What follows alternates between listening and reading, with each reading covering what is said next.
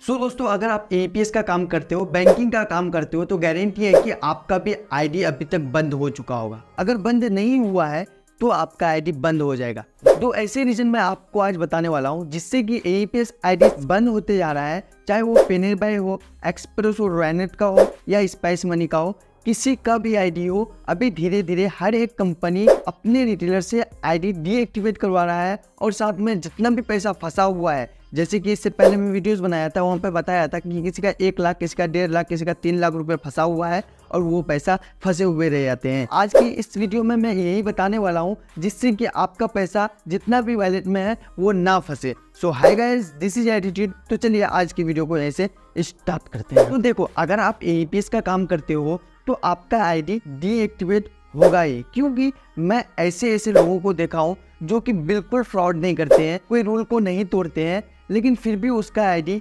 Deactivate कर देता है कंपनी वाले। तो मेरा खुद का आईडी, जबकि मैं एक यूट्यूबर हूँ और मैं ज़्यादा एपीएस का काम नहीं करता हूँ, पहले करता था, अब थोड़ा बहुत कम कर दिया हूँ एपीएस का काम। साथ में मैं अपने वीडियोस बनाने में ज़्यादा फोकस रहता हूँ और मैं ज़्यादा ट्रांजेक्शन भी नहीं करता हूँ, लेकिन कंपनी वालों ने खुद ही मेरा एपीएस आईडी डीएक्टिवेट कर दिया है। देखो, सबसे पहले हम लोग बात करेंगे पेनेरबाई के बारे में, क्योंकि पेनेरबाई वाले आज से पहले 1 साल से शुरू किया है आईडी को बंद करना। धीरे धीरे करके सभी रिटेलर्स का आईडी को डीएक्टिवेट कर रहा है। जिस भी एरिया में उनको लगता है कि इस एरिया में फ्रॉड ज़्यादा होता है तो वहाँ पे 1-2 रिटेलर का नहीं, बल्कि जो फ्रॉड करता है उस रिटेलर का नहीं, सभी का ही आईडी वो डीएक्टिवेट कर देता है। उसके बाद बात करते हैं हम लोग एक्सप्रेसो यानी रॉयनेट के बारे में। देखो, रॉयनेट के साथ भी अभी सेम ही हो रहा है। अपना ही एग्जांपल देता हूँ, मेरा पेनेरबाई का आईडी डीएक्टिवेट हुआ, उसमें 17,000 रुपये फंसा हुआ था, लेकिन अभी वो तो सही हो गया है और उसमें अभी अच्छा खासा काम भी चल रहा है और वो पैसा भी मुझे रिटर्न हो गया। जब मैं कंप्लेन किया, कंपनी को ईमेल किया,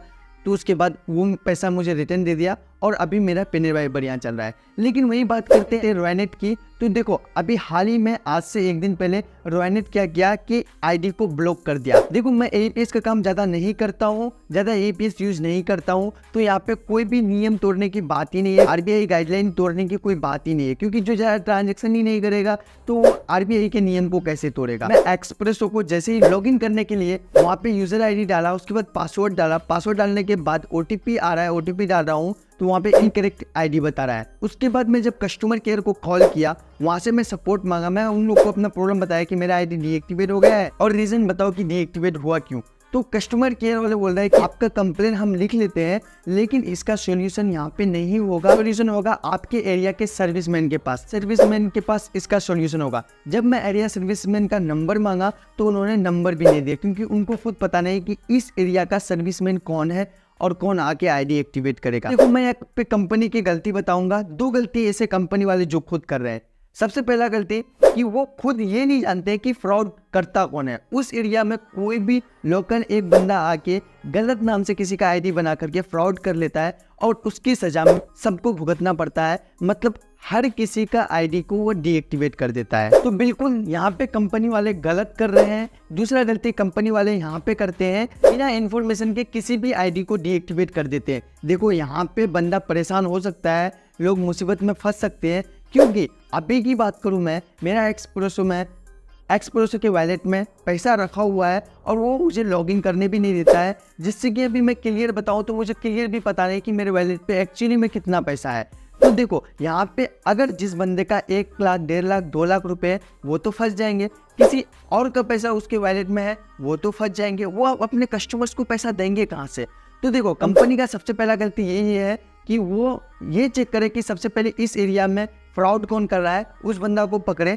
दूसरा कंपनी का ये गलती है कि जिस किसी का भी आईडी को ब्लॉक कर रहा है उससे पहले कांटेक्ट करे, उसको नोटिस दे, उसको ईमेल करे। अगर वो फ्रॉड कर रहा है, गलत काम कर रहा है, तो पहले उसको वार्निंग दे, उसके बाद ही आईडी ब्लॉक करे। क्योंकि देखो, यहाँ पे हर कोई फ्रॉड करने के लिए एपीएस आईडी नहीं लिया है। बहुत लोग अच्छे तरीके से काम करते हैं, बहुत लोग अच्छा काम भी करते हैं, बहुत लोगों का मदद करता है। अब कंपनी का गलती है, कंपनी अपना गलती को सुधारे ना सुधारे, लेकिन हमें और आपको, हम सब रिटेलर को एक गलती सुधारना होगा, जो है कि वॉलेट में पैसा रखना। देखो, कोई भी एपीएस में आप वर्क करते हो, कोई भी एपीएस में काम करते हो, तो ये गलती मत करो कि उस एपीएस में पैसा रखो। देखो, अभी का टाइम ऐसा है कि कोई भी कंपनी आएगा, किसी समय भी बंद होके जा सकता है, इसका कोई गारंटी नहीं है। और देखो वो बंद करके जाएगा, उसको कोई फर्क नहीं पड़ता है कि आपके वॉलेट में कितना है, कैसे वो पैसा है और किसका पैसा है, पैसा आपका है। तो ये ध्यान आपको देना होगा, जो हम अपने वॉलेट पे रखे हैं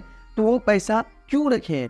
अगर आप विड्रॉ करते हो 1,000, 10,000, 20,000, 50,000 विड्रॉ करते हो तो मेरे हिसाब से मैक्सिमम 24,000, मानो तो मैं पहले बोलूँगा 24,999 रुपये, मतलब 25,000 से कम होता है तो आप तुरंत उसको मूव टू बैंक कर लो, क्योंकि यहाँ पे आपको चार्जेस का है। 24,000 के आसपास आने लगे वॉलेट पे तो उस पैसा को मूव टू बैंक कर लो। दूसरी बात, अगर पैसा आपका 24,000 से ज़्यादा है, 50,000 के आसपास है, तो उसको भी मूव टू बैंक कर लो। मैक्सिमम पैसा अगर आपका 24,000 से ऊपर जितना जा रहा है सारा को मूव टू बैंक कर लो, और नीचे अगर 1,000 2,000 छूट जाता है, अगर उसको मूव टू बैंक नहीं भी करते हो तो कोई फ़र्क नहीं पड़ेगा और आपका आईडी डीएक्टिवेट भी होगा, तो वो इतना फ़र्क पड़ने वाली बात नहीं है 1-2 हज़ार के लिए। आपको खुद अपना एग्जाम्पल दे रहा हूँ, पेनेरवाई वाले खुद मेरा पैसा रखा और उसके बाद 3 महीने के बाद वो मुझे पैसा वापस किया। अभी एक्सप्लोजन है अपना आईडी को डीएक्टिवेट किया है, अब ये भी ऐसे करेगा कि 1-2 महीने लगाएंगे, उसके बाद वो पैसा मुझे रिटर्न देंगे। तो देखो मैं खुद एक यूट्यूबर हूँ और मैं खुद डायरेक्टली कॉल करता हूँ वहाँ सपोर्ट टीम को, और जब मेरा हैंड टू हैंड डायरेक्ट बात होता है तब भी मुझे इतना प्रॉब्लम होता है,